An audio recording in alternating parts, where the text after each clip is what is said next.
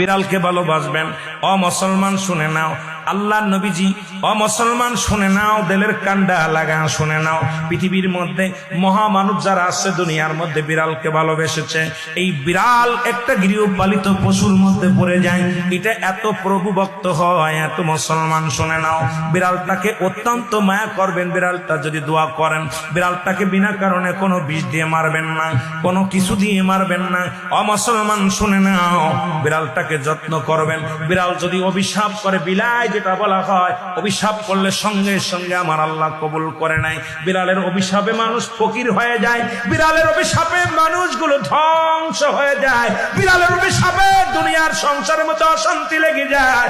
বিড়ালকে ভালোবাসলে, ও মুসলমান শুনে নেও, এই বিলাইকে ভালোবাসলে, বিলাই যদি দোয়া করে, বিলার দোয়ায় আল্লাহ দরবারে অনেক ফায়দা লুটতে পারবেন। জোরে জোরে চিল্লায় বলা যাবে না মারহাবা।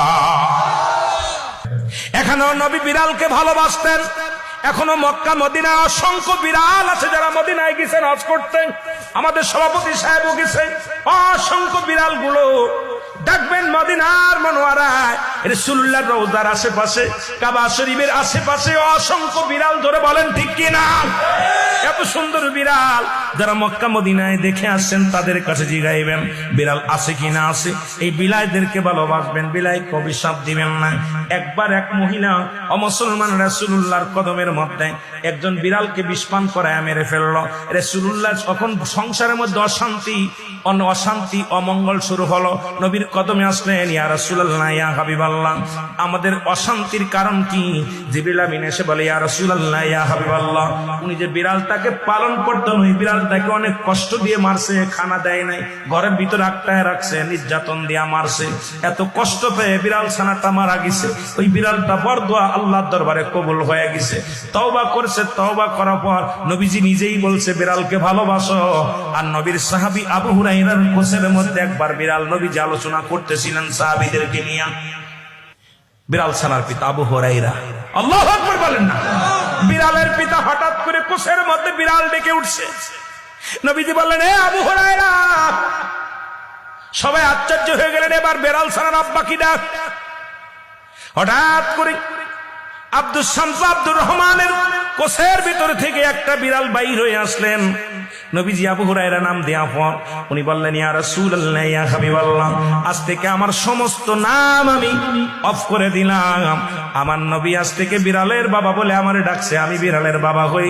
জগৎ বিখ্যাত একজন সাহাবী, যিনি পৃথিবীর মধ্যে বিড়াল ছানার পিতা নামে আখ্যায়িত। জোরে জোরে চিল্লায় বলেন মারহাবা। আমার ভাইরা, আমার বন্ধুরা, আমার গভীর মনোযোগ। 3 নাম্বার হলো পিপিলিকা। মারহাবা। আরো জোরে বলেন আল্লাহু আকবার। এই পিপিলিকা পৃথিবীর মধ্যে মানুষের চাইতে বুদ্ধি বেশি। পিপিলিকার থেকে জ্ঞান ধারণ করে আজকে মোবাইল, পিপিলিকার থেকে সবকিছু, নেটওয়ার্ক, সবকিছু, অনেক কিছু গবেষণা করে পৃথিবীর মানুষগুলো এই পিপিলিকার, এই মানুষ যেমন সংসার করে পিপিলিকাও সংসার করে।